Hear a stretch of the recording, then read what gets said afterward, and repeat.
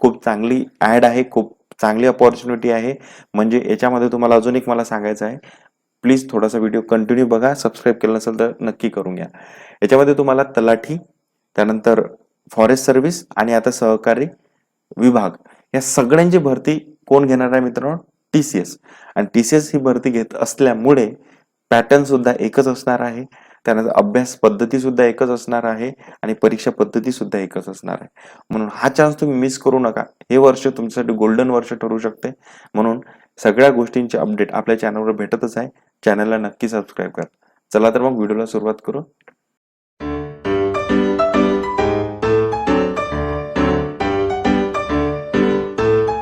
नमस्कार मित्रांनो, GK check point या युट्यूब चॅनलवर तुम्हा सर्वांचं स्वागत आहे.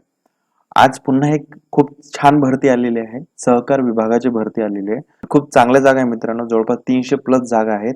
आणि त्या जागा कशा आहेत, तुम्ही कुठल्या गोष्टीसाठी पात्र असाल किंवा नसाल, या सगळ्या गोष्टीचं डिटेलमध्ये आपण या सगळ्या गोष्टी बघणार आहे. म्हणून तुम्हाला जी माहिती पाहिजे ती माहिती तुम्ही घ्या आणि पूर्ण व्हिडिओ पूर्ण बघा. तुम्हाला बरीच माहिती सांगायची आहे, कारण की ही ऍड जी तलाठी आणि जी अकाउंटंटची फॉरेस्टची आली होती त्याच्यापेक्षा थोडीशी वेगळी आहे. त्यामुळे फी स्ट्रक्चर सुद्धा याच्यामध्ये वेगळं आहे. तर सगळ्या गोष्टी तुम्हाला बघायच्या आहेत, म्हणून व्हिडिओ तुम्ही पूर्ण बघा. चला मग कुठलाही वेळ न घालवता आपण सुरुवात करू. बघा, ही ऍड आली आहे सरळ सरळ. कोणत्या विभागात होणार आहे तर बघा, मुंबई, कोकण, नाशिक, पुणे, कोल्हापूर, छत्रपती संभाजीनगर, लातूर, अमरावती आणि नागपूर या विभागामध्ये ती होणार आहे, या कार्यालयामध्ये. आणि कोणकोणत्या पदासाठी? गट क चे पद आहेत. त्याच्यामध्ये सहकारी अधिकारी श्रेणी गट अ, त्यानंतर सहकारी अधिकारी श्रेणी गट 2, त्यानंतर सहाय्यक सहकारी अधिकारी, त्यानंतर वरिष्ठ लिपिक, उच्च श्रेणी लघुलेखक, निम्नलेखक, लघुलेखक व लघुलेखक वगैरे अशा पद्धतीची परीक्षा आहे. तर आधीच मी जसं सांगितलं की कुठं कुठं होणार आहे ती, मुंबई, कोकण, नाशिक, पुणे, छत्रपती संभाजीनगर, लातूर, अमरावती, नागपूर या कार्यालयामध्ये ती भरती होणार आहे. आणि बाकीच्या गोष्टी ज्या आहेत महत्वाच्या, ज्या पोस्ट मी वाचल्या त्या पोस्टसाठी होणार आहे. त्याची पात्रता वगैरे काय आहे ते पुढे मी सांगणारच आहे. त्याआधी काही बेसिक गोष्टी आहेत ते जाणून घेऊया. या वेबसाईटवर जाऊन आपल्याला तो फॉर्म भरायचा आहे. ठीक आहे. तर फक्त फॉर्म कसा भरता येईल आपल्याला? फक्त फॉर्म ऑनलाईन पद्धतीने भरता येईल. आणि ही परीक्षा कोण घेणार आहे मित्रांनो? टीसीएसच घेणार आहे. आता टीसीएस कोणत्या पद्धतीने घेणार हे आपण पुढे बघूच. तर फक्त काही गोष्टी आपल्याला जाणून घ्यायच्या, ते मला वाटतं ते आपण क्लिअर करू आधीत. आपल्याला 7 जुलै ते 2023 पासून फॉर्म भरायला सुरुवात होईल, दुपारी 12 वाजतापासून. ठीक आहे. आणि याची लास्ट डेट आहे ती 21 जुलै 2023 रात्री म्हणजे आपण 12 वाजेपर्यंत हे अर्ज भरू शकतो. त्यामुळे तुम्ही लक्षात घ्या, तलाठीची फॉर्मची लास्ट डेट आहे 17 जुलै आणि ही जी परीक्षा आहे याची डेट आहे 21 जुलै. त्यामुळे दोन्ही डेट तुम्ही लक्षात ठेवा. आणि बाकीच्या गोष्टी तुम्हाला सगळ्या गोष्टी इतर सुद्धा माहिती आहेत. आणि याच्यामध्ये अजून एक तरतूद आहे विशेष, जे की कर्नाटक सीमा अंतर्गत जे महाराष्ट्र आपला भाग येतो त्या सीमे अंतर्गत जवळपास किती गाव आहेत तर 865 गाव आहेत. तर त्या 865 गावामध्ये मराठी भाषक उमेदवार आहेत, ते सुद्धा या पदासाठी अप्लाय करू शकतात असे यांनी तरतूद म्हटलेली. हे महत्वाच्या गोष्टी याच्यामध्ये होत्या. आता पुढे आपण बघूया की ह्या जागांचं डिस्ट्रीब्युशन त्यांनी कसं केलंय. आता मी फक्त जागांचं डिस्ट्रीब्युशन कोणत्या जिल्ह्यामध्ये कोणत्या विभागामध्ये किती किती जागा आहेत हे मी ऑलरेडी कॅल्क्युलेट केलंय.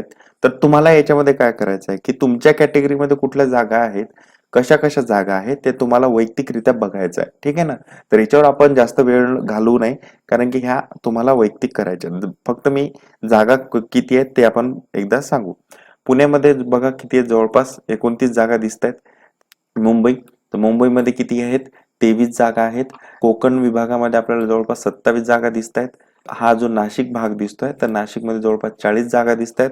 पुणे, परत हा जो पुणे येतो, आता हा पुणे कोणता आहे? विभागीय सहनिबंधक सहकारी संस्था पुणे विभाग, आणि तो पुणे विभाग दुसरा होता. तर याच्यामध्ये काय आहे? 23 जागा आहेत. ठीक आहे. त्यानंतर पुढचा विभाग जर आपण विचार केला तर तो येतो कोल्हापूर विभाग. तर कोल्हापूर विभागामध्ये जवळपास 26 जागा येतात. ठीक आहे ना. त्यानंतर छत्रपती संभाजीनगर, जवळपास 50 जागा आहेत. चा विभाग येतात आपल्याला लातूरमध्ये 30 जागा आहेत मित्रांनो. अमरावती, तर अमरावतीमुळे ते जवळपास 36 जागा आहेत. त्यानंतर पुढचा विभाग जर घेतला आपण तर तो येतो नागपूर. नागपूरमध्ये 38 जागा आहेत. त्यानंतर पुढचा विभाग जर घेतला आपण तर आपल्याला तो विभाग दिसतोय नाशिक विभाग. हा आहे विभागीय सहनिबंधक सहकारी संस्था लेखा परीक्षण नाशिक विभाग. तर इथं किती आहेत 7 जागा. अशा पद्धतीचे हे जागांचं डिस्ट्रीब्युशन आहे.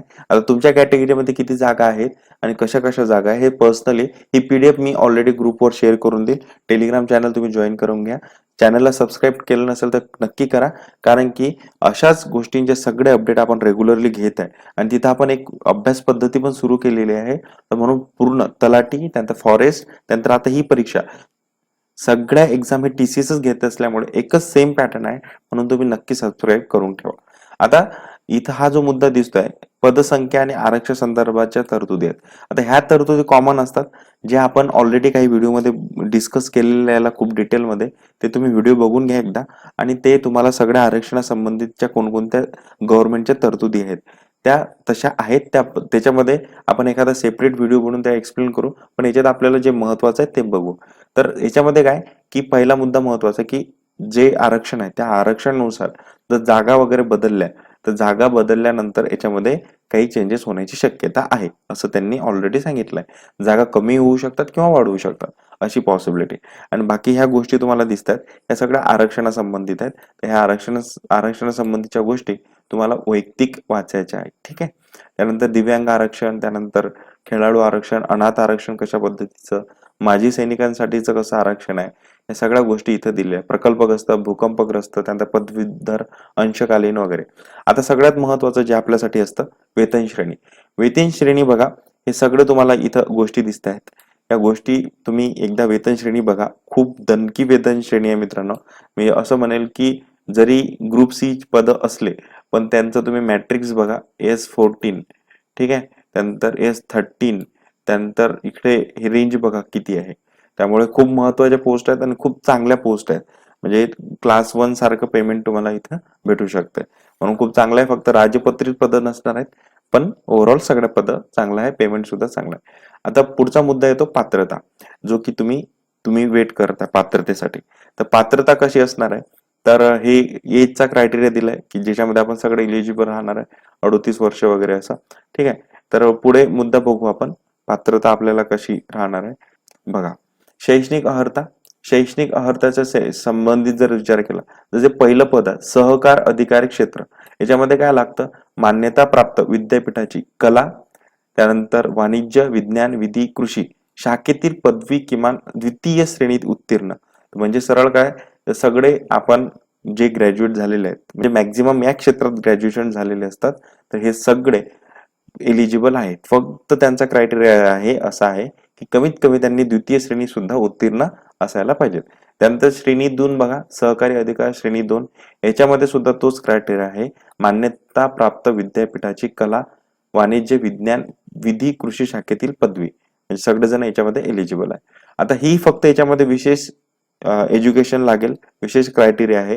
याच्यामध्ये श्रेणी 2 मध्ये काय आहे, मान्यता प्राप्त विद्यापीठाची वाणिज्य शाखेतील है ना ऍडव्हान्स अकाउंटन्सी व ऑडिटिंग या विषयासह BCom पदवी किमान द्वितीय श्रेणीत उत्तीर्ण, किंवा मुंबई विद्यापीठाची फायनान्शियल अकाउंटन्सी आणि ऑडिटिंग या विषयासह वाणिज्य शाखेतील BCom पदवी किमान द्वितीय श्रेणीत उत्तीर्ण.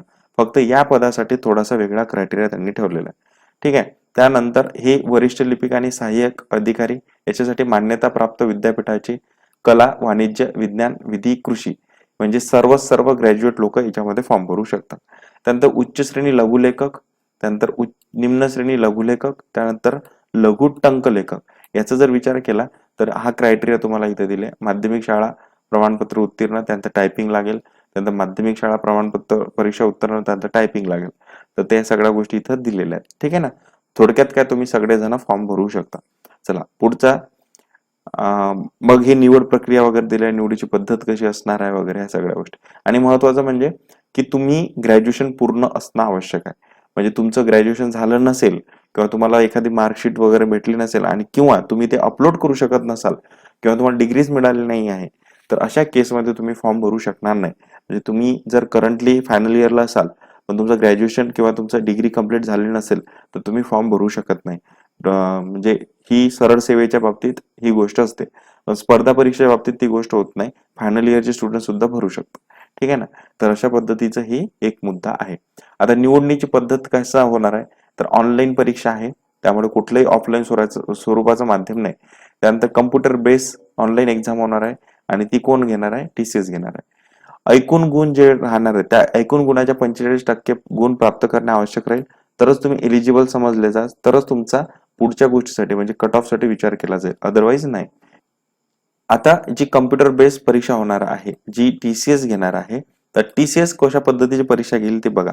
या पदासाठी मराठी, इंग्रजी, सामान्य ज्ञान, भौतिक चाचणी हे 4 विषय असणार आहेत आणि प्रत्येक विषयावर जे प्रश्न असणार आहेत ते 25 असणार आहे. म्हणजे एका विषयाला 50 गुण असे 100 प्रश्नांची 200 गुणांची परीक्षा होईल. म्हणजे सरळ सरळ हा पॅटर्न सुद्धा कोणाचा आहे? हा पॅटर्न सुद्धा तलाठी, फॉरेस्ट भरती आणि आता ही भरती या सगळ्यांचा पॅटर्न मित्रांनो एकच आहे. त्यामुळे it is a biggest opportunity to do something this year. आणि याच अनुषंगाने आपण एक उपक्रम ऑलरेडी टेलिग्राम चॅनलवर सुरू केला आहे. त्याच्यामध्ये बरेच जणांनी जॉईन केलेला आहे. तुम्ही सुद्धा जॉईन करा. तो उपक्रम कुठला आहे याचं मी आय बटन इथं दिसत असेल तिथे ते आलेलं आहे किंवा डिस्क्रिप्शन बॉक्समध्ये सुद्धा मी ते लिंक देऊन देईल. तो स्वावलंब उपक्रम काय आहे तर लवकरात लवकर तुम्ही जॉईन करा. सेल्फ स्टडी ग्रुप आहे, खूप छान पद्धतीने तिथे अभ्यास करणार आहे. चला पुढचा बघा. पुढचं काय आहे? आता फक्त ही पदं जी आहेत ना तुम्हाला इथे दिसत आहेत, सहकारी अधिकारी श्रेणी 2, त्यानंतर श्रेणी 2, त्यानंतर वरिष्ठ लिपिक यांच्यासाठी परीक्षा कशी होणार आहे या पद्धतीचं स्वरूप आहे. त्यानंतर जे दुसरे पद आहेत जसे की लघुलेखक किंवा टायपिंग साठी जे गोष्टी आहेत तर त्यांना कसं असणार आहे परीक्षा? मराठी, इंग्रजी, सामान्य ज्ञान आणि भौतिक चाचणी या विषयावर प्रत्येकी किती 15-15 प्रश्न असणार आहेत आणि अशी टोटल 60 प्रश्नांची मिळून 100 गुणांची परीक्षा होणार. ठीक आहे. आता या पदासाठी ऐकून जे 80 गुण आहेत जे व्यावसायिक चाचणी स्वतंत्रपणे घेण्यात येईल.